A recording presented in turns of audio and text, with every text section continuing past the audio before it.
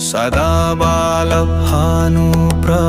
श्रीनिधान सरोजातपत्रैरनेकं विराजं मुनिनारदादि सुपूज्यं सदा तं नमामि प्रसन्ना गुहं दीर्घदृष्टं लसच्छन्मुखाभ्यं महावीरमिन्द्रं सदा भक्तपालकमीशानबन्धुं शिवं शक्तिहारं गणेशाग्रजन्तं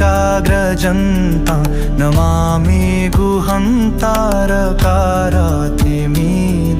यदा दृष्टमीशन्द्रिगन्ता शरीरे कपित्थाक्षखण्डे विभाति प्रकण्डं भवं भस्मकूटे समाखण्डलाक्षं नमामि।